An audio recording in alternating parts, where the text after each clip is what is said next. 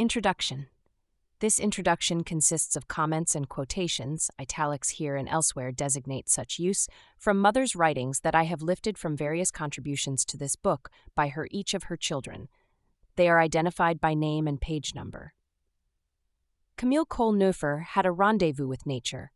Through her eyes, we, her family, saw the intricate beauty and wonders that God had designed for our joy. Mother wrote, "My aspen meadows are lovely as ever, lighted at intervals with mischievous rays of vagabond sunshine turning the aspens to pale gold. I grew up in a world of magic, of dreams, of quietness, of beauty, of peace, and a time of wonder.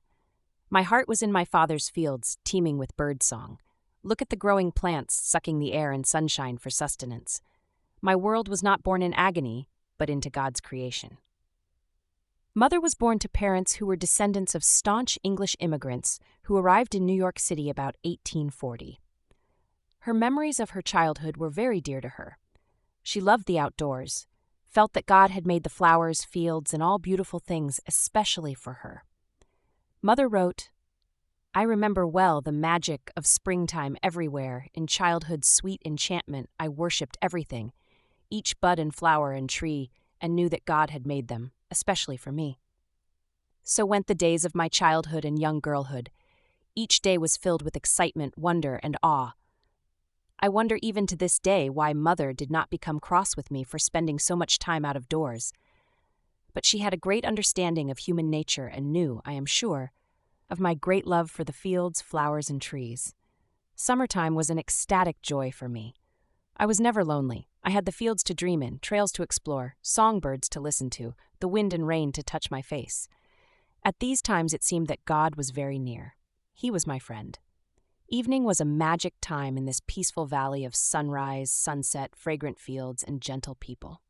Stars hung like millions of flickering lanterns on summer nights, and in the winter snow swirled in white gusts, leaving weird shapes and patterns on the fences and buildings. One morning, during the last summer that Mother stayed with us in Bozeman, she asked me for something to read.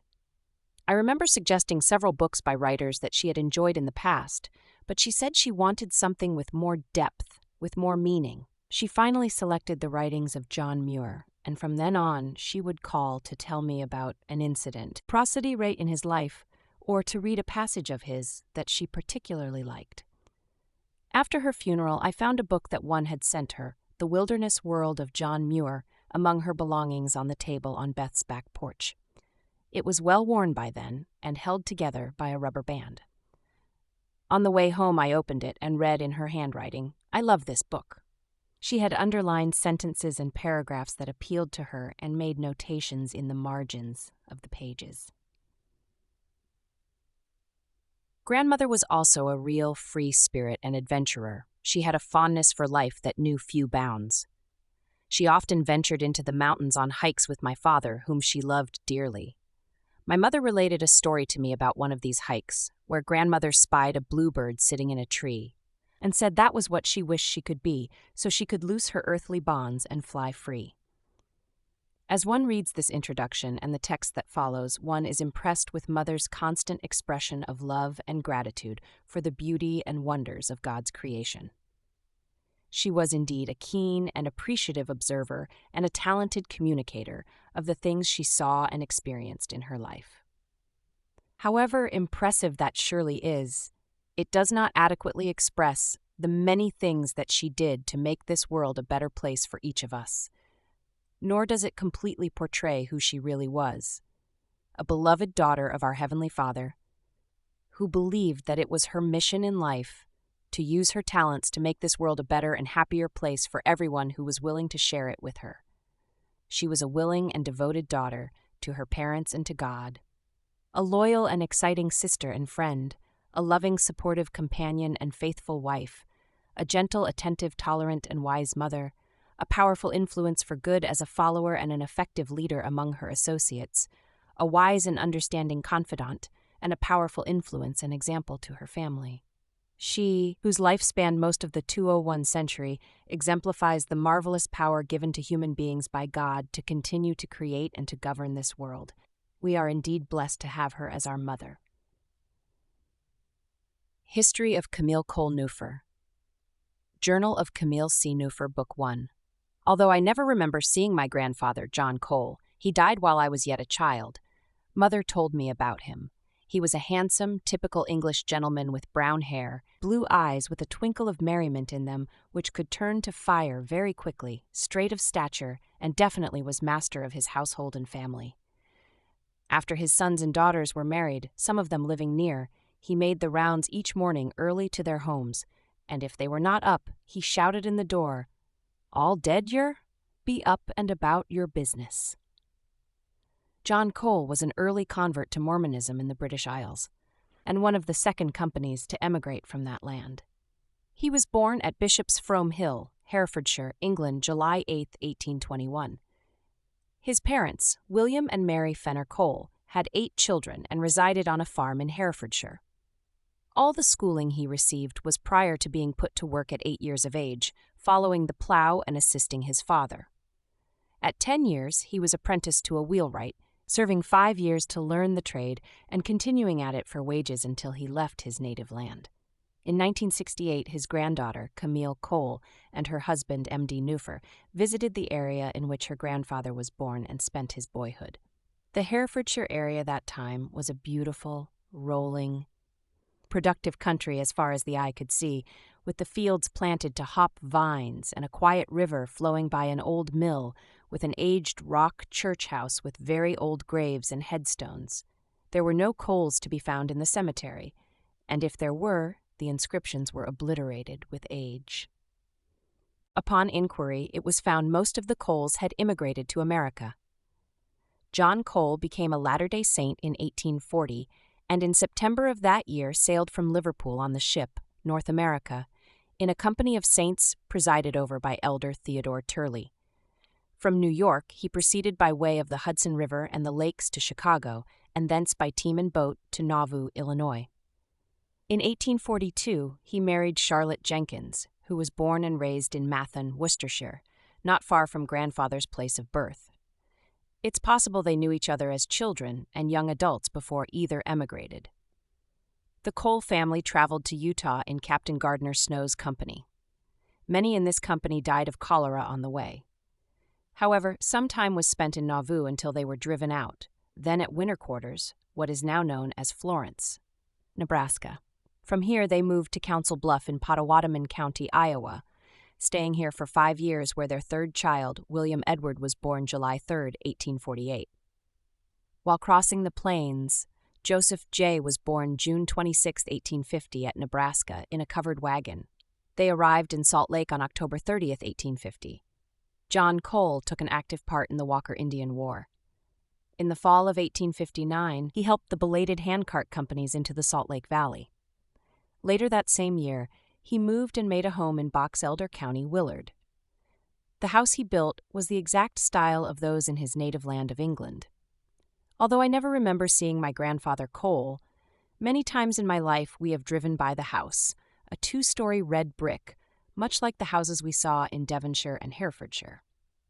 In 1867, he was the prime mover in establishing the Willard Mercantile Association, of which he was a director. He was associated with Harding Bras, E. Pettingill, and others, at the same time carried on with his farming. His life in Utah was one of respectability, assuming no other title than that of an honest and trustworthy citizen. He had 3 wives. Second and third were Mary Ann Corden and Helena Danielson. He was the father of 15 children of whom he could be proud. Some of his grandsons were graduates of West Point and some were doctors and teachers. Most all followed a profession of worth. John Cole and his wives were devoted to their religion and were honest tithe-payers and ardent supporters of the gospel. He died at Willard, May 20, 1909, age 88 years. My grandmother, Charlotte Jenkins, wife of John Cole, was born August 9, 1824, at Mathen, Worcestershire, England. She died when I was 3 years of age, so I never knew her. But my mother, who lived with her while my father was on a mission, said this of her: "She was the kindest, dearest mother-in-law. She never criticized or spoke ill of anyone." My father said she was the only perfect woman he had ever known. She was the daughter of Thomas and Hester Jenkins. Her mother died when Charlotte was about 4 years of age. She joined the Church of Jesus Christ of Latter-day Saints with her father, her sister Mary, and 2 brothers, William and Edward. They sailed to America and were on the ocean 6 weeks. At one time, they were caught in a great ocean current or whirlpool, and it seemed as thought they may never get out. Then a mighty wave of a sudden swept them free. Charlotte came to Nauvoo and suffered all the hardships the saints had to endure. She was well acquainted with the prophet Joseph and his brother Hiram. She attended the first Relief Society meeting at Nauvoo and became a member at the second meeting. She had her patriarchal blessing given to her by Hiram Smith. She was at Nauvoo the night Joseph and Hiram were assassinated, and also at the meeting when the mantle of Joseph the prophet rested on Brigham Young until his whole body was changed and his voice was like that of the prophet. She married John Cole at Nauvoo. Her first child, Rachel, was born July 17, 1844 at Nauvoo. After they were driven out of Nauvoo, they went to winter quarters, what is now called Florence, Nebraska. It was here that Charlotte J. was born October 6, 1846. She was born in a covered wagon and lived only a few weeks. They moved to Council Bluffs in Pottawatomie County, Iowa. They stayed here 5 years, at which time William Edward was born July 3, 1848. While crossing the plains, Joseph J. was born June 26, 1850, at Nebraska in a covered wagon. They arrived in Salt Lake City, Utah, October 3, 1850. On January 1, 1851, the family moved to American Fork, Utah. On this trip, they suffered intensely with the cold, but they found good friends who administered to their needs. While at American Fork, the following children were born: Mary Elizabeth, December 13, 1852, October's, 1854, March 18, 1857, Lydia Ann John Heber. They then moved to Willard, Utah in 1859, where Thomas Richard was born, November 9, 1859, George Amos, November 19, 1863, Sarah Melissa, April 22, 1866, and Robert Franklin, June 6, 1868. Charlotte was the mother of 11 children. She died October 13, 1906. Licher William Pratt was the first settler in America in the Pratt line. He came with Rev. Thomas Hooker to Newton, now Cambridge, Mass., in 1633, and then to Hartford, Connecticut. He was one of the original settlers of Hartford, Connecticut, and is named on the Founders Monument there. It may be truthfully said that no event in the very early history of New England had a greater influence on its destiny than that known as the Pequot Indian War. It turned the tide, which threatened to overwhelm the colonies, and established a peace that continued unbroken for nearly 40 years. William was one of those that went from Hartford to fight the Pequots. He received a land grant in Soldiers Field in recognition of his service. He was a large landholder in Saybrook and Hebron, Connecticut, which fell to his 5 sons at his death, May 9, 1678, in Saybrook. He was named in the will of Attawann Hood, 3rd son of Uncas, the Indian chief, signed 10th of March, 1676.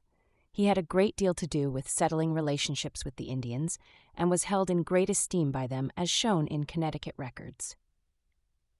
He represented the town of Saybrook in 23 sessions of the General Assembly during the years between 1666 and 1678. 6 generations later, we hear of Parley Parker Pratt, son of Jared Pratt and Charity Dickinson Pratt. Parley was the 3rd son and was born April 12, 1807. The earliest known Pratts on down to this generation, history tells us, had been law-abiding, religious people. This family heritage prepared this man for the great position he was to hold and the important work he had to do in this dispensation. The gospel of Jesus Christ has no doubt been a great educator and developer of character to the people of this church. But Parley P. Pratt prepared himself for his position long before he heard of Joseph Smith and the Book of Mormon. He had lived a righteous life, making the most of every opportunity for education, and was familiar with the Bible. He had very little opportunity for schooling, but read every good book he could get. When he heard the restored gospel, he understood its truths and was baptized, ready to live its principles and teach them to others. He was chosen one of the original 12 apostles of this dispensation and gave 27 years of service to the church until his death, May 13th, 1857. He traveled extensively as a missionary throughout the United States, Canada, South America, and Great Britain, proclaiming and publishing the truth. He was a pioneer of Utah 1847, apostle, theologian, doctrinarian, poet, writer, publisher, and legislator. It has been said of him that he traveled more miles and preached more sermons for his length of service than any other man in the church. He was 6 feet tall, broad-shouldered, had curly brown hair, a man of rugged constitution and amiable disposition. Anne Agatha Walker was a pioneer bride of 47 and Utah's first milliner. She was the 10th wife of Parley P. Pratt. She was born June 11, 1829, above her mother's millinery shop, where they lived in Leek, Staffordshire, England. The proud and prosperous parents of this firstborn daughter were Mary Godwin and William Gibson Walker, schoolmaster, bookkeeper, and preacher. Anne Agatha's mother had a large millinery business, keeping apprentices and journeywomen, as those who learned the trade were called. Book 3, p. 46. The Walkers had a maid and a nurse for the children, of which there were 4. Agatha always spoke of her childhood as a happy one. During part of her young girlhood, she lived with her parents in the great city of Manchester, where her father was schoolmaster in the Jackson Lane School. Anne Agatha sailed for America in 1847 in the company of Parley P. Pratt and John Taylor. Later she said in her diary, "My wedding day was April 28, 1847, at winter quarters. I was 17 years of age and the first of my family to leave for America. I never saw my mother again, for she died when later they came to America. She died at Nauvoo. I married Brother Parley P. Pratt, an apostle in the Latter-day Saint Church, a fine man, a true and loving husband always. My husband was in charge of the huge company of saints going west. Myself and his 6th wife, Belinda, rode together in a covered wagon, driving a team of oxen. After the long trek westward, I went to the canyons with my husband to cook for the men who worked under him, building the road through Parley's Canyon, which bears his name. This wild country was so unlike my home in England. We slept on pine boughs." Agatha continues in her diary, "In writing, I have used the expression, 'my husband,' when I should have said, 'our husband,' for I was one of several wives, some of them as noble women as ever lived. The one I traveled to the Valley of Salt Lake with, Belinda Pratt, was one of my husband's wives. A more noble woman I never knew. She had a delicate babe, and when she took her turn at driving the oxen, I took care of it. Through all the vicissitudes of our life together, we have loved and respected each other greatly. Her children are next to my own." This principle of plural marriage, if understood and rightly lived, does not, as many suppose, develop base feelings, but rather the higher and nobler attributes. It teaches unselfishness, that the world and all it contains was not made for you alone, but that others have feelings, rights, and privileges. If lived prayerfully and patiently, it tends to purify and enable the heart and helps one to comprehend a higher life.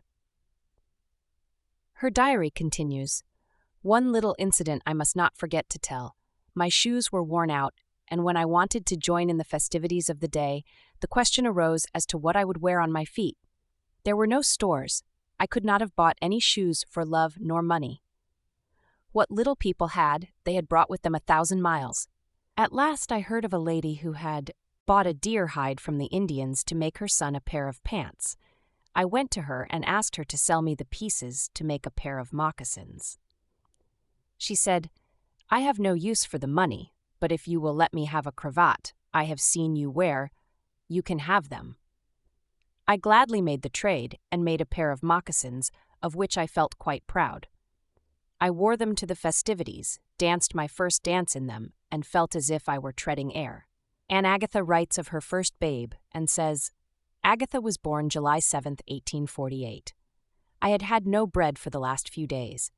I managed to make a pancake, but I had got to the last ounce of flour. The midwife kindly brought me a piece of bread, and some neighbors, whose kindness I shall never forget, brought me a little of their little. On Monday the 10th, my husband went early in the morning, sickle in hand, cut a little wheat here and there where it had ripened, threshed it with a flail and wagon cover, and took it on his shoulder to Brother Neff's mill, had it ground, brought it home, had a big loaf baked in a bake kettle, and the whole family sat down to dinner in the room where I lay in bed, so that I might enjoy it with them. Just think what a feast. It was the first time in 9 months we had all the bread we could eat. My husband remarked while eating, "This is the first time since I came into the church that I have reaped what I have sowed. I have either gone on missions and left my labors for others to reap the benefits, or I have been driven by mobs from my possessions." When Brigham Young called Parley on his last mission, he left his family reluctantly with a foreboding that he may never come back. At the time of Apostle Pratt's death, Anne Agatha was 28 years old. 3 years later, she married Joseph Harris Ridges, builder of the great pipe organ in the tabernacle. 2 children were born to them, a daughter who died in infancy and a son, Wilford Owen Ridges. 6 years after their marriage, Joseph Ridges took for his 4th wife, Agatha Pratt, daughter of Armagatha and Parley Pratt. About this time, Anne Agatha discontinued living with Joseph Ridges, although there is no record of divorce. Anne Agatha was an ardent church worker without an helpmeet most of her life. She provided for and reared her 5 children in an honorable manner. She made hats and sold them. Her daughter Evie tells of helping her mother by gathering straw, putting it in the ground to bleach it, then dyeing it and weaving it into hats. Agatha also made hats for the apostles. It is said she made many hundreds of dollars. When Anne Agatha was much older, we read again in her diary, "On the 31st of January 1894, I received a telephone message saying Mary, my son Moroni's wife," they were living in Fairview, Idaho, "was dead. I started for Fairview by the 4 p.m. train where I met Mary's brother, George Chugg. There were sleighs to meet us at Franklin. Mary died in childbirth, which was a great shock to all. I never saw more kindness, love, and respect shown on such an occasion than was shown to my son and family." 50 sleighs followed her remains to the cemetery. He, Moroni, bears up bravely, and Ellis, his eldest daughter, seems to fill the place of mother to the dear children admirably. She is so patient, kind, and loving. She is 19 years of age. There are 7 children in all. The youngest, little Flossie, 2 years old, does not realize her mother's loss at all, but looks to Ellis for everything. Anne Agatha Walker Pratt died 25th of June 1908, having lived 79 years. My memories of grandfather Moroni Walker Pratt are few and dim, for he died when I was 7 years of age. I do remember seeing him drive his oxen up the lane of my parents' home on his way to build a bridge or some building. Once he gave me stick candy as I sat in a buggy with Mother in front of the mill where we were waiting for Dad. Most of all, I remember his funeral. His remains came on the train to Preston from Salt Lake where he died. I shall never forget all the white-top buggies with teams which were to meet the train, of the huge crowd in the old opera house filing past his casket, of Apostle Matthew or Matthias Cowley speaking at his funeral, and how he impressed me even at that age.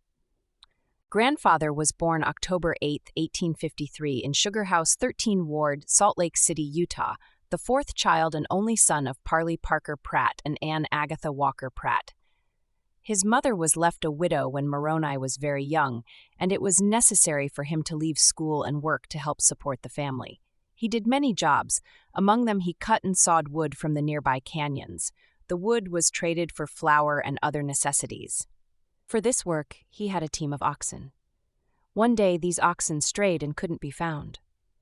Moroni was 11 years old at the time, and after looking everywhere, he decided to pray for help. He turned slowly around in a circle with arm outstretched and asked that the oxen be where he was pointing when he stopped and opened his eyes. His prayer was answered, and the team was found resting down a ravine not far away beneath the tangled brush. As he left the canyon that day, he saw his father and felt his presence distinctly. This was a great comfort to him. Moroni loved music and dancing and could play most any instrument. When he was 12, he got a used violin. His half-brother, Wilford Ridges, played the organ and piano, and the two spent many hours playing and singing with their families and friends. At a certain dance, he and his partner, Mary Chugg, won the prize for being the best dancers. The prize was a gold watch. This started a romance, and not long afterward, when Moroni was 19, he married Mary April 27, 1874. Mary was the daughter of John and Elizabeth Lovering Chugg, a family of converts from England and Wales. In 1878, Moroni and Mary were called to Meadowville, Utah, in Bear Lake Valley to help colonize that area. There, Moroni built the post office, church, and several homes for other families as well as his own. He carried the mail daily from Montpelier. One time, when he was crossing a part of the lake on the ice with his mules and sleigh, the ice broke, and he lost his all except himself.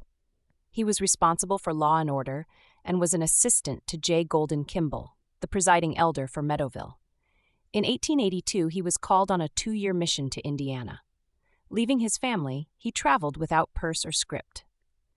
At Christmas time, Mary sent him $5, the only financial help he received, but he returned the money to her with the request that she use it for the family. 2 weeks before his mission was completed, he was asked to accompany another missionary, who was very ill, to Salt Lake City. In his estimation, he always felt he still owed that 2-week service and wanted to go back and finish his mission, but never had the opportunity. Mother often spoke to me of their life in Bear Lake, while her father was in the mission field.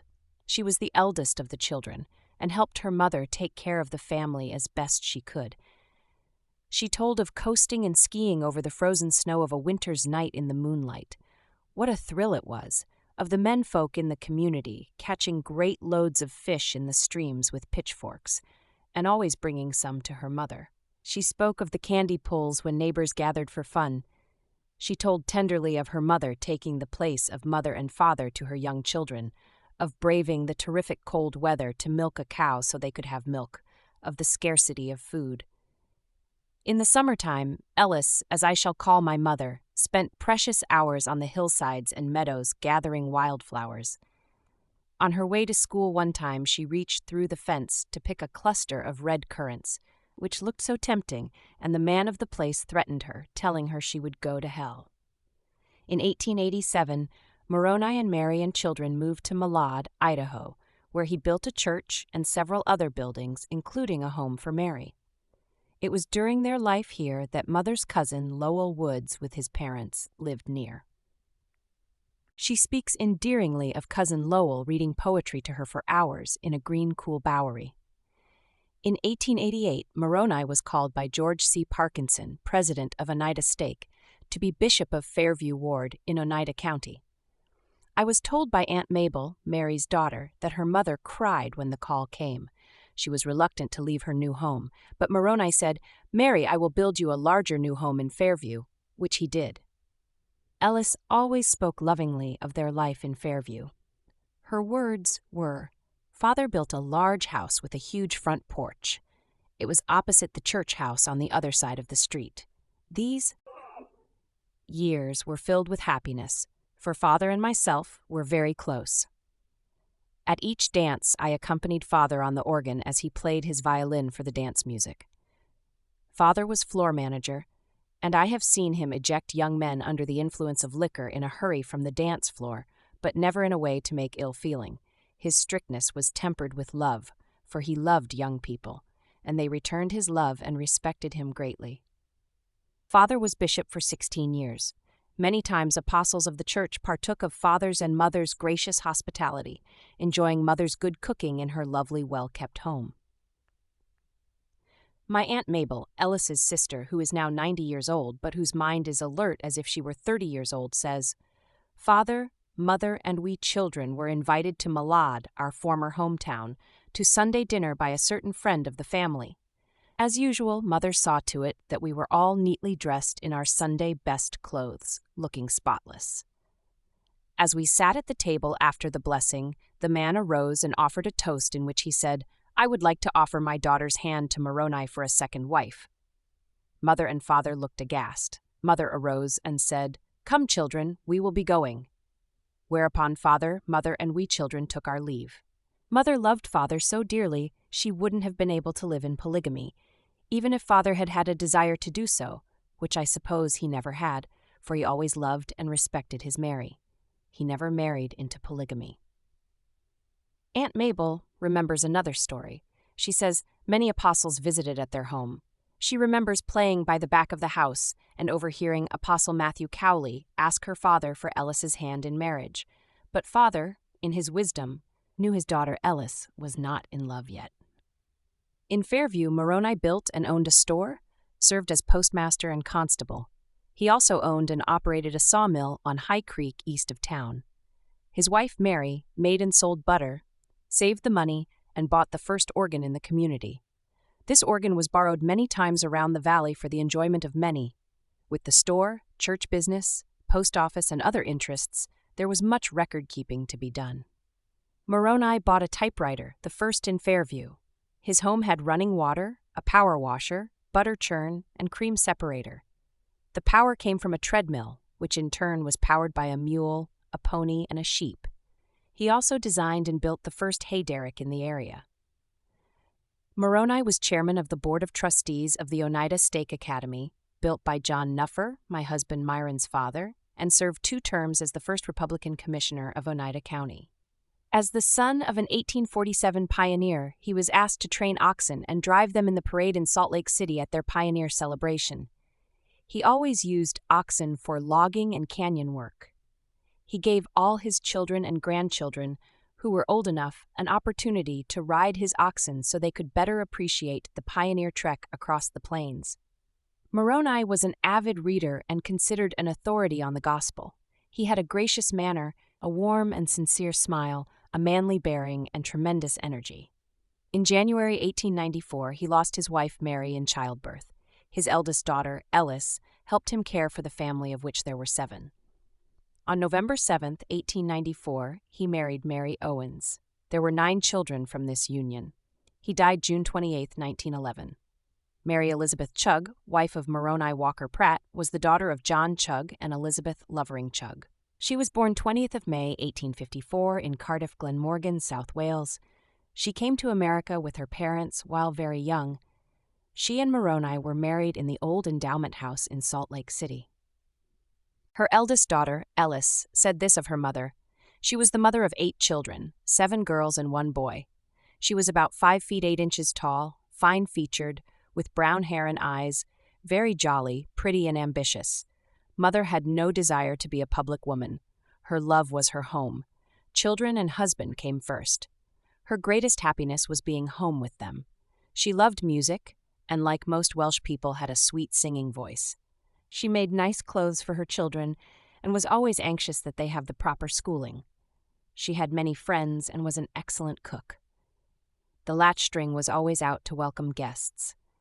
While father was on a mission in Indiana, she took care of her 4 children. Money was very scarce in those days. She was very capable in times of distress and sickness. Mother kept her home neat and comfortable and beautiful with red States carpet and white starched lace curtains. She died January 30th, 1894. My father, Robert Franklin, son of John Cole and Charlotte Jenkins Cole, was born 6 June 1868 in Willard, Utah. My mother, Ellis, daughter of Moroni Walker Pratt and Mary Elizabeth Chugg Pratt, was born March 14, 1875 in Salt Lake City, Utah. I don't know how or when they met, with father living in Willard and mother in Fairview, a distance of about 80 miles. Mother never told me much concerning their courtship days. She spoke of father being a rather handsome young man with dark hair. I remember he had the bluest eyes I have ever seen, was of medium height, neatly dressed, and mother said he always drove a team of fine horses in which he took great pride. He could be jolly with a twinkle in his eyes. He loved to tell jokes and laugh. On the other hand, he could be very quiet, almost to the point of being melancholy. He was very proud. Looking at her picture, one could see mother was a beautiful young woman with fine features, expressive and pensive hazel eyes, straight nose with rich brown hair which had a glint of gold and red in it. She was especially straight of stature, refined and gracious. They were married September 19, 1894. Mother spoke many times of the summer after her mother's death, when she helped her father with the children and his business and prepared her trousseau. In those days, all undergarments were sewed at home. She always sounded rather sad as she spoke of comforting her father and the younger children. Mother and father's first home was a log house on the acreage they bought in Fairview. Their eldest son, Franklin Moroni, was born February 29, 1896. Soon after father was called on a mission. Mother said they sold their only team of horses to help with expenses, wondering what they would do for horses to work the land at his return. During his absence, Mother and her young son moved in with her mother-in-law, Charlotte, in Willard, who I was never to know as she died while I was very young. Of this experience, Mother said of Grandmother, "She was a dear, kindly soul who treated me like her own daughter and never spoke ill of anyone." My father said of his mother, "She was the most perfect woman I ever knew." Father became seriously ill in the mission field and was not able to serve the full 2 years. At his return, they again took up housekeeping in their own home. How often do I remember Mother saying they had very little money, but soon, for some unexplainable reason, they had more horses than they knew what to do with. In fact, Father gave a team of them to a brother. Father was working his land and had regained his health when a second son, Clifford Pratt, was born October 9, 1898. By now they had become quite prosperous and built a 2-story red brick house. Mother covered its floors with red woven carpet and hung white lace curtains, stiffly starched, to its windows. Ticks filled with goose down or stuffed fat with fresh, clean straw were the mattresses under the white sheets and patchwork quilts of that day. This was the house of my birth on a cold day, 5th of February, 1903, after Father had driven in a blizzard to bring Dr. Cutler. This year, Henry Ford organized the Ford Motor Company, but it would be many years before my parents had a car. Single buggies, white-top buggies, and horses were the thing of the day. In wintertime, sleighs and cutters were used. My first memory of this place was being pulled from a swirling body of water by my hair by someone. I had thought of this incident as a bad dream until Mother told me much later it was a reality. I had toddled unnoticed to the large canal near the house, fallen in, and my older brother, Frank, had pulled me out by my hair, of which Mother said I had an unusual amount.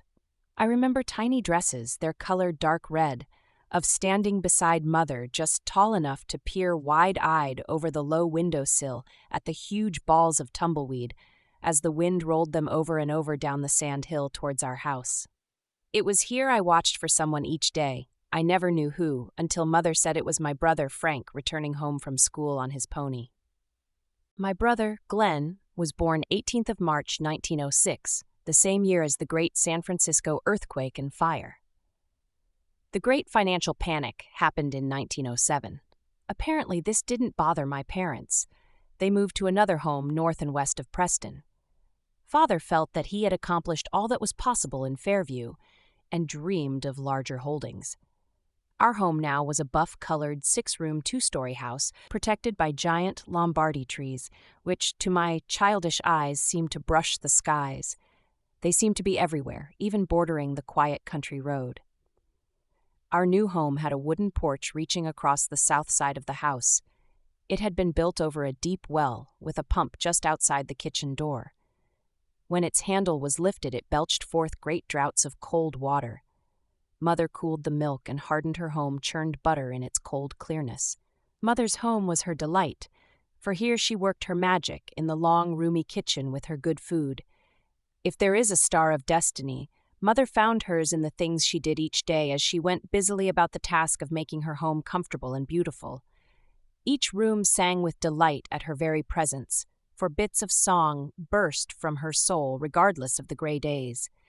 With her great empathy for people, her love never ran short. It was as an endless river, giving to all. Her kitchen meant fresh bread, hot biscuits, thick slices of ham, lemon pies cooling in the north pantry window, and beautiful yellow custards, all to grace a table properly set. Her kitchen was rather dark with only one window, but it never seemed so, for her happy disposition lent a brightness wherever she was. And the fragrance of prepared food delighted the senses, and gave a welcome to all who were fortunate enough to enter its domain. By no means were Mother's talents spent on kitchen art alone, for she was equally at home in her parlor, where she entertained guests with her singing and her cherished organ. How dear are my memories of this room! Its walls were handsomely papered. A woven rag carpet of red tones gave warmth to the room. Mother and her sister Louie put forth great effort to make the carpet nice and tight as they pulled and stretched it over a layer of fresh, clean straw. I delighted in running over it after it was tacked down. There were white lace curtains, starched and stretched on frames until they were dry and could almost stand alone. This usually took place at spring house cleaning time when the air was sweet and sunny. The curtain frames would lean against the house. Great clouds of dust came forth as the carpet was taken up and hung over the clothesline once a year. I helped Mother beat the dust out with brooms. There was a dear old range cooking stove, which modern-day housewives would call a black monster, for when its lids were lifted, it belched forth great gust of black smoke. The wind shrieked weird screams down its chimney. Mother cleaned buckets of soot and ashes from its insides and polished its face with the blackest black I have ever seen. Yes, indeed, it was a black monster. Yet in the evening how brightly glowed the scarlet embers from its open grate. Before its warmth was placed my father's chair, where he rested after his day's work. I stood at his knees, brushed his hair, and watched the tall shadows from the flickering firelight dance on the wall. After I had finished, he drew from his pocket his worn money purse, giving me his pennies or a nickel, drew me to him, kissed me, and said, "Thanks, my putter Jack," his nickname for me. The old stove has long since gone, a memory of another day, but the bright glow from its embers warms my heart still, and the truths I learned at my father's knee grow brighter as the years go by. Memories of my childhood are dear. Though our parents never preached to us, as a child I knew God. I felt that He was my friend, that He made the flowers and fields I so dearly loved. Strangely, I thought that He had made them especially for me. I had the impression that others were unaware of nature. I seemed to be alone in my worship of the outdoors and its beauty. One day my world was suddenly alive with blackbirds swarming above my head. The sky seemed to be filled with the winged creatures. I stared with wonder as I spied a scarlet streak on their jet-black bodies. Suddenly the treetops were black with them. They were singing as I had never heard anything sing before. They seemed to say, "Karin, Karin!" The air was filled with their "Karin, Karin!" Mother said they were warning of rain, and sure enough, the air was soon heavy with the smell of raindrops waiting to be plopped from each soggy cloud. I waited fascinated, for I loved the feel of it against my face. I looked for the first Johnny jump-ups along the fence rows, their yellow petals pushing through the first blades of grass. As summer came, I lay in the grass watching the ever-changing sky. Sometimes angry clouds took the form of giant dragons swirling and fighting. I liked them best when they were great white ships sailing in a sea of blue, or perhaps fairy castles suspended in the sky. I spent stolen hours in the fields listening to and watching the enchanted killdeer run, their long legs skimming over the ground. This was my world. Only God and myself were aware of the beautiful things of the earth. I loved them fervently. I remember well the magic of springtime everywhere, in childhood's sweet enchantment. With never a single care, I worshipped everything, each bud and flower and tree, and knew that God had made them, especially for me. I had never heard of hellfire and damnation until, at an early age, I was introduced to it by some of the older youngsters in the neighborhood, who spent hours warning me if I did anything wrong, I would roast eternally in hell. I listened to them as long as I could bear to do so, then ran home to Mother and safety, feeling a tinge of guilt, because frequently I ran away without Mother's permission. The neighbors were gentle people. Some of them were much different than my parents, but Mother and Father treated them kindly and were always ready to help them in time of need. Each family had children who could be heard laughing and playing each night after the day's tasks were laid aside. I believe my brother Clifford caused more excitement than all the rest put together. He was the most colorful, lovable figure in the neighborhood and thrived on everyone's adoration for adore him they did.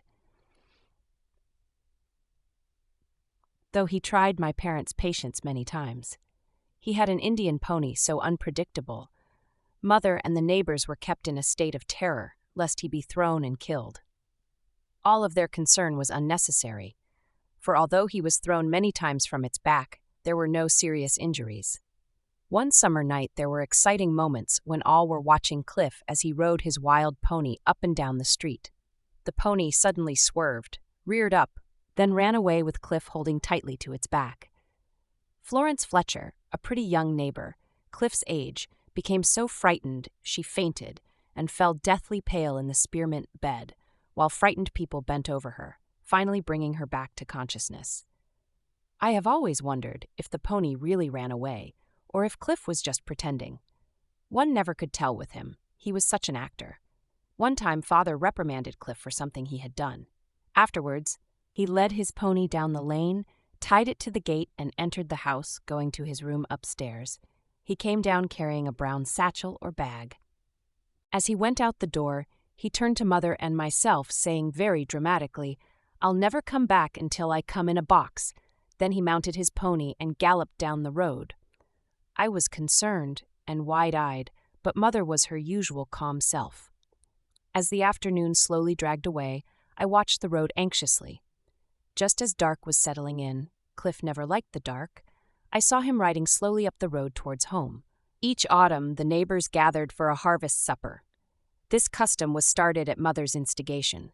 She said it would bring the neighbors closer together. She made huge dishpans of donuts. There was homemade apple cider made by the Miller family, who had a large apple orchard. The table groaned with the weight of bounteous food. The children each had their turn of measles, mumps, and chicken pox. There were broken arms and runaway horses. Even death lay its fingers on this little group of people. There was diphtheria, pneumonia, and the dread anemia. But through it all, Mother and Father were there to help, sitting up night after night caring for the sick. There were sad times and good times, but life went on. Pink and scarlet sunsets, children's voices raised in laughter and play, and each morning the sun looked down upon a bustling neighborhood of busy people. Twilight touched the eastern hills with pink and purple shadows. After the evening meal, everyone was blessedly free. The neighbor youngsters gathered on our front lawn or in the road by the Pollywog Pond for games. My brother Cliff, a born entertainer, kept everyone in a state of laughter and merriment with his clowning. A good joke was his meat for the day. Always earlier in the evening, Mother played her organ and sang, her sweet voice filling the twilight. At this time, all the children gathered around her, and she always ended up with the children singing songs which delighted them. Such a one went as follows. I went to the organ fair. The birds and the bees were there. The big baboon, by the light of the moon, was combing his auburn hair. The monkey, he got drunk, and sat on the elephant's trunk. The elephant sneezed and fell to his knees. And what became of the monk? It is strange as I look back to those dear days that there are no memories of scoldings or spankings, and yet I am sure we had faults just as any other children had. I do remember Cliff being reprimanded by my parents, quite severely by Father. As I grew older, he teased me. At one time in my life, I knew I hated him. I made candy, fudge, and put it in the north pantry window to cool. He always crept up from the outside and ate a good portion of it. If the cousins were there, it disappeared, plate and all. I never told my parents on him, but I felt as if I could kill him. As I grew older, I forgave his teasing, recognized his deeper, finer qualities, and loved him dearly. My brother Frank was rather reserved and, like Mother, had a certain dignity and refinement about him, also a quick, jocular wit. He had a rather quick temper. Cliff's procrastination was a source of irritation to him, but his anger disappeared as quickly as it came. I worshipped Frank and could see no fault in him. He taught me how to waltz, for he was a superb dancer. We danced in the opera house, which had a spring floor. All through the years of our lives, this feeling of closeness never left us. Mother said my brother Glenn was the best-natured of all her children. We youngsters waited long and impatiently for the 4th of July. At daybreak, a cannon was shot off a number of times. Its great boom seemed to shake the earth and cast such excitement over us. We could hardly wait to be on our way to celebrate. Father hitched up his prancing horses to the white-topped buggy, and away we went to the day's festivities. Crowds of people lined each side of the street, waiting for the most important event of the day. The parade was always late, but finally the strains of patriotic music swelled in the air, the town band strutted proudly, and a prancing horse, its rider proudly bearing the American flag, made all hearts swell with patriotism. The goddess of liberty rode on a float of her own, looking beautiful, a pretty and favored girl. Libby Hale usually took the part. There were balloons, whistles, firecrackers, and pink popcorn, games at the city park, races of every kind for people and horses. A greased pig was turned loose, and the crowd screamed with merriment as the men and boys scrambled to catch it. At night there were fireworks, which seemed to light the sky as they made great popping noises. I was terrified of them. Everyone tired, children with cherry stains on their faces and clothes, fathers with empty purses, all went home to dream of another 4th of July. My sister picked this day in 1910 to make her earthly appearance. She caused all kinds of excitement, for Father and I were sitting in the grandstand when a booming voice came over the loudspeaker. Frank Cole and Dr. Cutler wanted.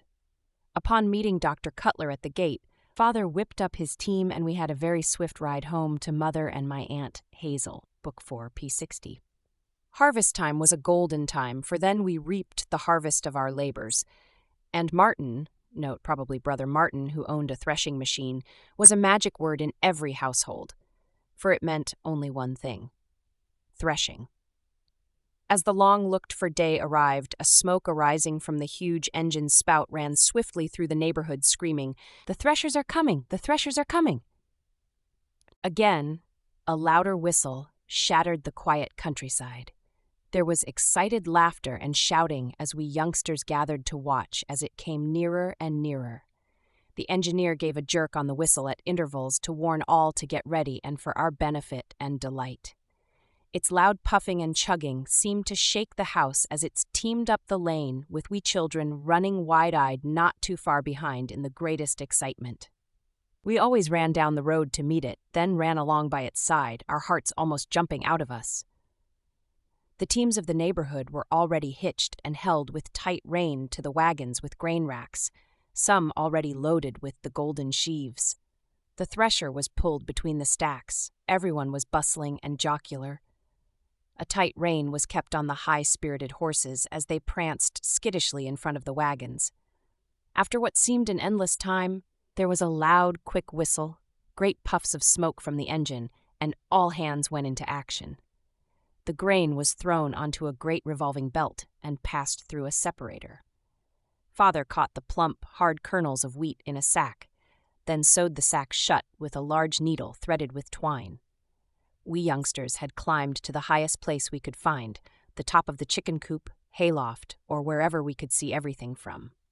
After a while, I ran excitedly in to Mother, who was bustling around her kitchen, saturated with the aroma of meat roasting and fresh-baked pies. What fun! The air was bursting with excitement. There were great tubs of water put outside for the men to wash up in as they came to the meals. Always our best food was prepared for the men. There were 18 of them to eat heartily of Mother's good food. My special task was to clean and shine the coal oil lamp chimneys, to trim the wicks for an even glow when the lamps were lighted. We arose long before daylight to prepare breakfast. Mother always made hot yeast biscuits to go with the barley coffee, bacon, eggs, etc. This went on sometimes for 3 or 4 days. After the threshing, Father loaded a double-bedded wagon full of grain, and we all rode excitedly to town to buy our winter's clothes and boxes of food, always a pretty dress for Mother and me, and clothes for my brothers. This was great fun. Springtime was a lean time, especially for some of the neighbors, as supplies of food were exhausted. But Father always had a supply of grain to last until harvest time. He warned me many times not to play in the wheat bins, but I had to know why. I found out after I had jumped in and uncovered Mother's cured hams in its coolness. Father was never one to attend church each Sunday to sit piously as if he were the Lord's anointed. If blessings are given to those who make much show of serving the Lord and his fellow men, I am afraid Father would have fallen short. I am remembering his many quiet trips through the muddy March roads to the neighbors with a sack of flour on his shoulder, a ham or a huge piece of beef. I remember him retrieving his neighbor's cattle from the threatening farmer. The times he dug into his pockets for train fare, home for relatives who had become stranded in a city without food or money. He gave them a home until they could be on their own resources. I knew of these things, not by his words, but 2 curious eyes that watched always. I think his blessings will be great, for he did unto others, as the Lord says. Perhaps he never always loved his neighbor, but he did good to him and all who were less fortunate. Mother's great love and compassion for people knit the neighborhood together in a close bound of neighborliness. The outbreak of World War I in 1914 was a great shock to everyone. This year, Henry Ford began making automobiles by the assembly line method. When the United States entered the war, my brother Frank's name was first on the list of draftees. This was the first war any of us had experienced. We had known nothing but peace, so it came as a dread shock. But Frank was laboring in the Southern States Mission as a missionary of the church, so he was exempt. If we thought war was a shock, we were soon to know a greater one. The great outbreak of influenza swept the world like a great plague. The doctors were helpless, for they knew of nothing to do for it, and people were dying off like flies. Everyone who was not down with influenza on November 11, 1918, when the armistice was signed, was celebrating that night in the public square like maniacs. Some in the crowd had dragged many outhouses or privies, piled them high, put signs on them which read, "S. Berlin," set them afire, and then danced around them like crazy, people singing and shouting. This was a good way to further spread the epidemic, but it seemed people had gone wild with excitement. Doctors were helpless, for they had no serum to cope with this new disease, which seemed to take the strong ones instead of the weak. We were advised to make masks of cheesecloth to wear over our nose and mouth. On going to town, the last thing we did was to tie on our masks. What a sight! During this time, there were not enough nurses available. Father's brother's family was all down with no one to take care of them. He went into their home and nursed them until they were all well, excepting the mother who died, leaving 8 children. Father went from there directly to the hospital with pneumonia. Our family was blessed, even though Father and myself had pneumonia. We came safely through the epidemic. During the planting season, all the horses were being used in the fields, so all the youngsters in the neighborhood could be seen each morning early walking through the fields to school, a distance of 3.5 miles. After school each day, walking home, we could think of nothing but huge tables piled high with food. In winter, Father took us in the sleigh to school. He filled the sleigh box with fresh, clean straw or hay. There was always a toasty, warm rock to keep our feet warm. If the snow was deep and just fallen, Father opened the large gate, and with a swish and squeak of leather harnesses, the team pranced in great style almost to the kitchen door. Then Father helped me in and tucked warm quilts around me. Frank and Cliff sat on the sides, sometimes jumping out and riding on the runners. Glenn and Mabel were not old enough for school yet. Then, with a great swirl of flying snow and a flick of a buggy whip, the horses, eager to be gone, took off with a speed that got us to school on time always. I loved school.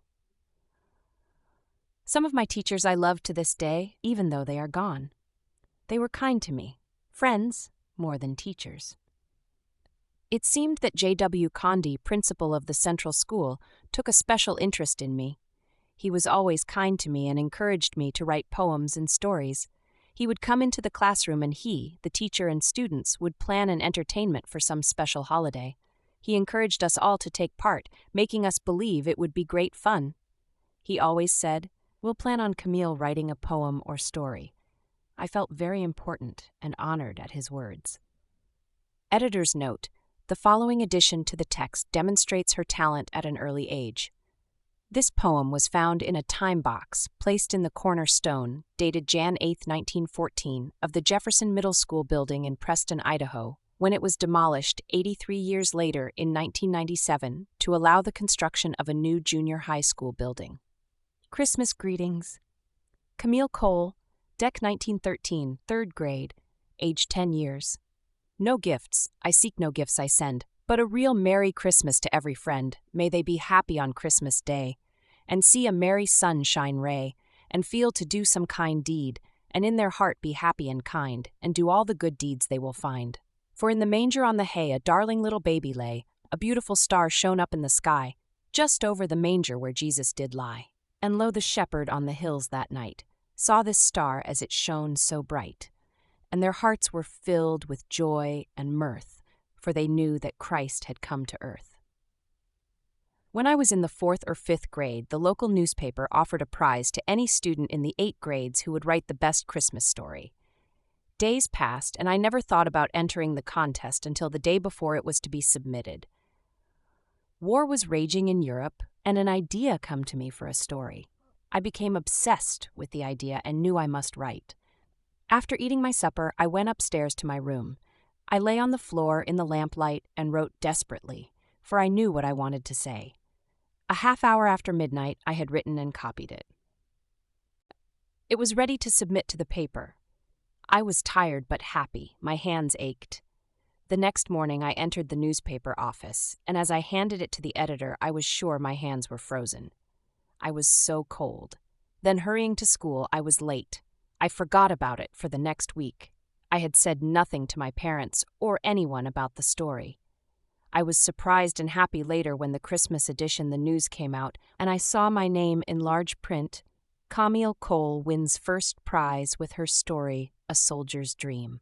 My parents were surprised and, of course, very proud. My dad proudly told his cronies. The prize was a $5 check. Being in town each day, Father heard the news of the outside world. He was always interested in politics. He voted for Woodrow Wilson as President of the United States, who tried so hard to keep us out of war. 2 years previous, he came home each day with the latest news of Pancho Villa, an outlaw who was giving the Mexican police such trouble in 1912.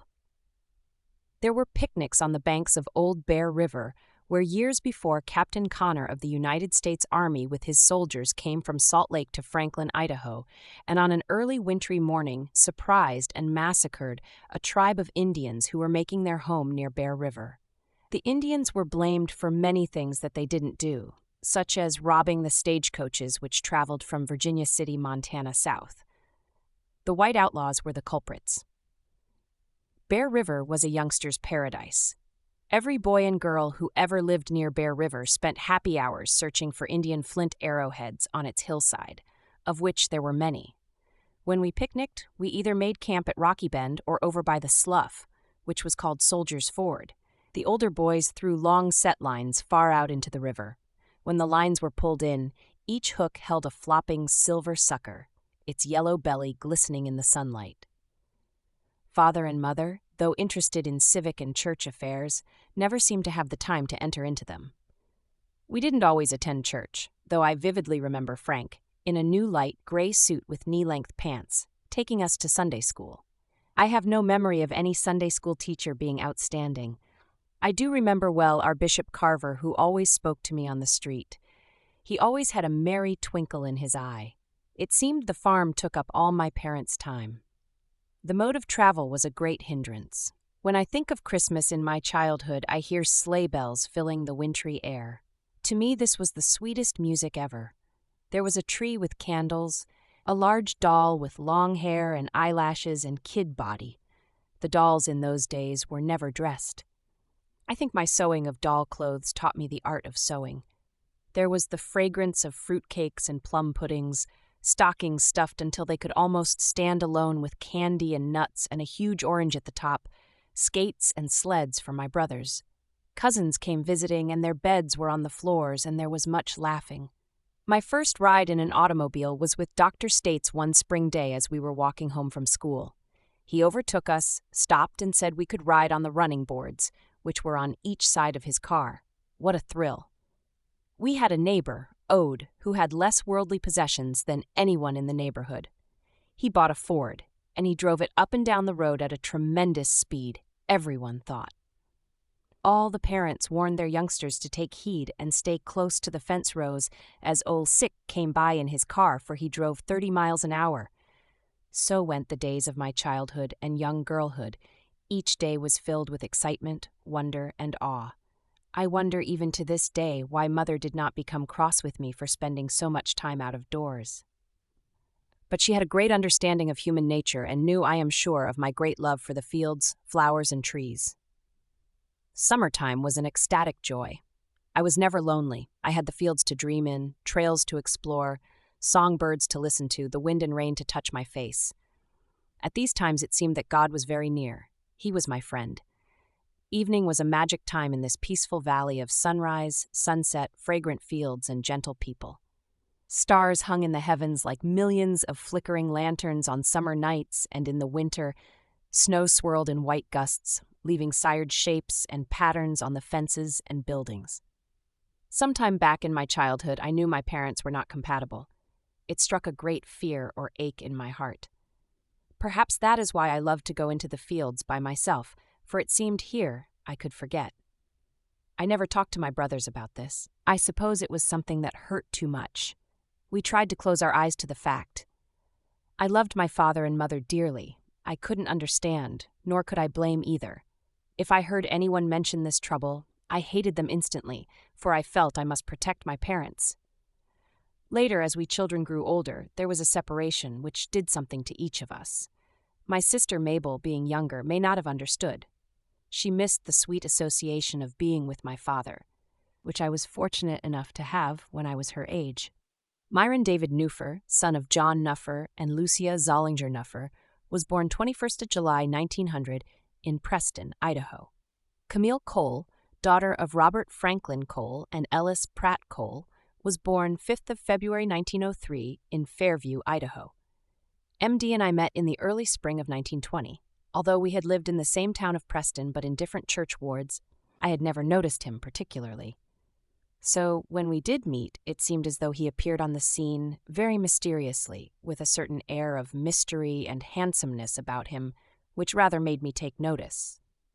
The first time he took me out, he hired a large, liveried car with a chauffeur, which, of course, impressed me greatly. This was a thing almost unheard of in those days because most of the young men never had that much money. We went together a few times. Then he left for the summer. He was a good builder. It seemed as if he could work most anywhere he wanted. He enjoyed traveling and seeing the country. He wrote letters to me twice a week telling me of his adventures and travels. In the meantime, I was going quite steady with another young man, Joseph Benson, Ezra Taft's younger brother. Suddenly, in October 1920, MD appeared unexpectedly on the scene, and I had to choose between the two. I really liked Joseph and felt sorry as I had to cancel a date with him. That was the night MD proposed to me. Of course I said yes, and that winter I went to school at the Oneida Stake Academy. MD taught school, all 8 grades, in a one-room schoolhouse in Mink Creek, 20 miles from Preston where we lived. That winter was so cold and the snow so deep. MD rode a horse to bow. The rest of this document has been lost. We were married May 11th, 1921 in the Salt Lake Temple by Joseph Fielding Smith. Before President Smith's death, MD reminded him of this fact, whereupon he said with a twinkle in his eye, "Will you ever forgive me?" How little we knew of life, how narrow our horizons to be embarking on such a serious undertaking. This year, President Warren G. Harding was president of our country. We spent our first summer in Pocatello, where MD attended school. In the fall, we moved to Winder, north and west of Preston, where MD taught school the following winter. I can still see his head and shoulders bobbing up and down above the sagebrush, which grew along the fence rows as he loped his pony to school. On March 4th, 1922, Gerald was born on a day so wintry and snowy, Doctor. Bettison had to ride from Preston in a sleigh. This was such a new experience it frightened me. I felt a great joy and yet so helpless as I looked at this wee bit of life and very grateful to have my mother with us. If the first-born child grows into a normal person, it is only through God's providence and grace, for the mistakes of a new mother are many, and the poor babe is more or less a guinea pig. His parents were going to do a perfect job with his upbringing. We decided definitely that he was never going to be allowed to eat candy or any food not good for him. We changed our views on this rule, somewhat, as later we took him to visit his doting grandparents, uncles, and aunts.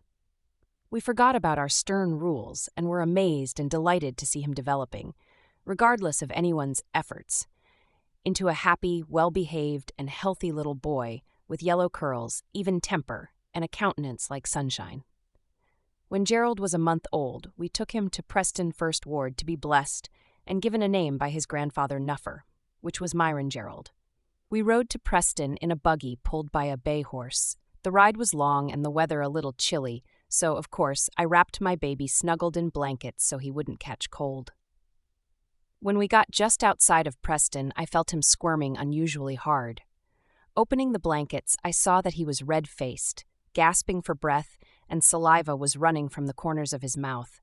I had heard of rabid dogs dripping saliva from their mouths, but never a baby. I said as much to MD, but he was busily engaged at the moment, coping with the skittish horse, and couldn't calm my fears. As I looked at Gerald again, he was calm and sleeping. Poor child, he had only wanted a little air. One day, to my surprise, soon after our adventure with the horse and buggy, MD bought a Dodge car, a huge, heavy thing. We started home in it, feeling quite rich. As we were going down the hill by Fellow's place, we got to talking. And before we knew what had happened, we were down in the deep Barrow pit. MD quickly steered it back on the road, and we went on our way. I don't remember what happened to that car, but we never kept it very long. MD taught school the second year in North Fairview. Gerald was a happy little boy and just as contented as if his mother was an experienced hand at raising children. I suppose love was the saving factor, for he got that in full measure from his grandparents, aunts, uncles, and his mother and daddy. Our winter at North Fairview was quite an adventure. We were trying to save money as MD wanted to go to school. We made ourselves do without a car. We lived near the school, having fixed up an old building to live in, where he taught school. We used curtains to partition off the rooms. As I think of it now, it sounds terrible, but I kept it neat and clean, and we were as happy as if it were a palace. There was an electric car line a half-mile's distance that we rode to Preston. No matter the condition of the weather, if we wanted to go, we went. Gerald had a little white knit suit. The cap was warm and fit snugly over his head. On top of this, he wore a black plush overcoat, which I had made him from one of my own. His daddy would hold him tight as we walked briskly to catch the car. Gerald was so healthy he never knew what it meant to have a cold. During this winter, we saved $1,000 and were quite proud of the fact. The following winter saw us established in Salt Lake City with MD enrolled in the university where he was studying engineering. We lived east of the city at 1114 E First So. Our time here was not too happy, although I was perfectly contented with MD in school. My health was not good, and the smoke from the city was tremendous. The next summer, MD worked on the Soda Springs Dam at Alexander, Idaho, for we were out of money. The winter of 1925, when a Ford Roadster could be bought for $260, MD taught school, and we lived in Treasurton, Idaho, a never-to-be-forgotten experience.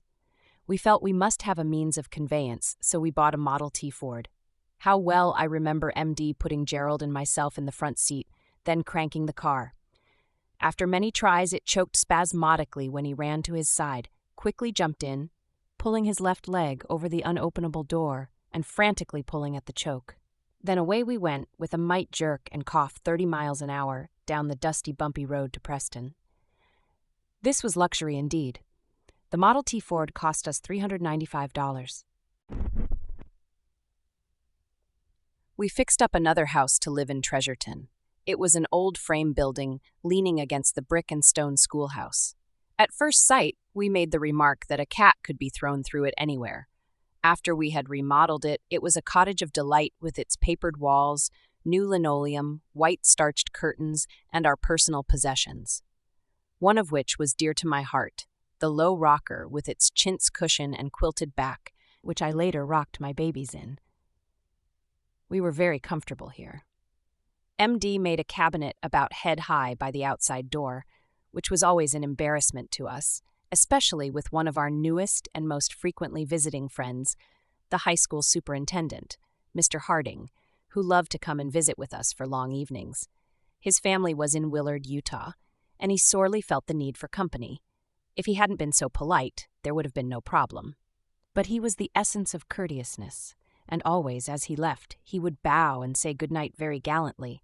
Always as his head came back up, he thumped it loudly on the sharp corner of MD's cabinet. MD carried our water from a nearby spring. On winter mornings before school, sometimes the weather was so cold the steam could be seen rising from the spring. 2 large buckets usually was enough for the day. On wash day, he would make many trips. His salary was $125 a month, which was a rather high wage at the time. We figured we were rather well off. The winters were quite severe, and the bounteous snow drifted high across the country roads, but always, when we wanted to go, nothing stopped us. It was cold in the Model T, even with the curtains snapped on, but our little boy was healthy, and our little car was rather an asset.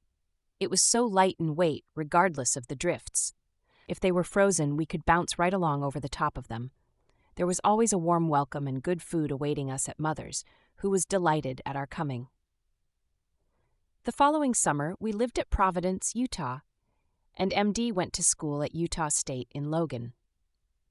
The next winter, we were at Treasurton for another year of teaching. MD was getting rather tired of teaching and longed for some land. The next summer, we lived in the basement of Grandfather Nuffer's house while MD helped his father with the farm work. Again, we fixed up a place to live. It seemed as though we were always fixing up living quarters or moving.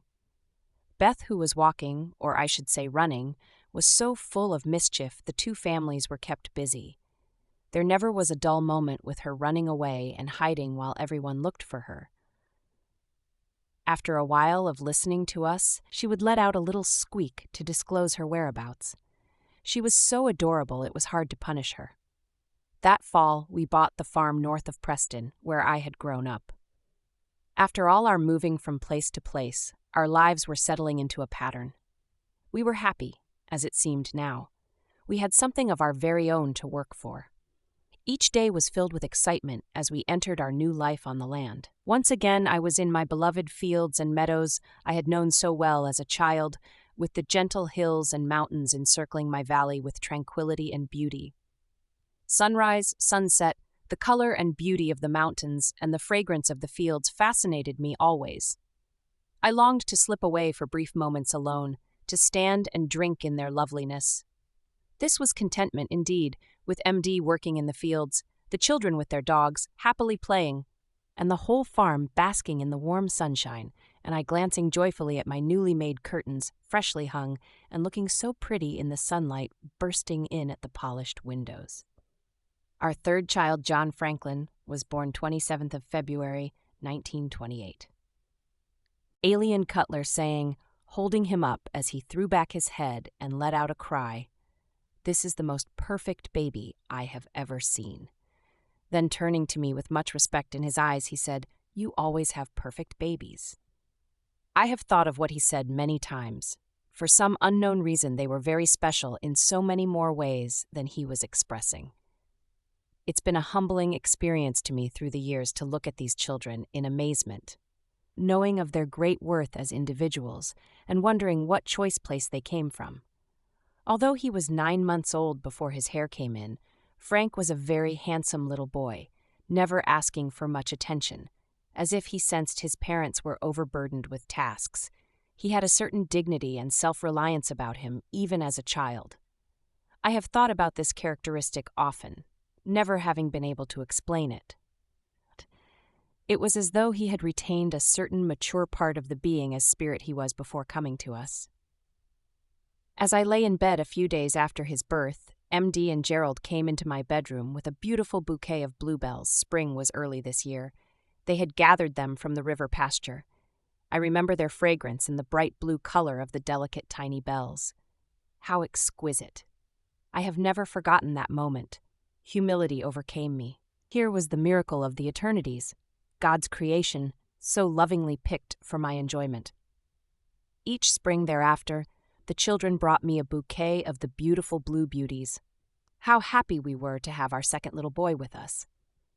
But I have found that children have a way of growing up much too fast. While their parents are striving with life's responsibilities, many precious things slip away, not being fully enjoyed.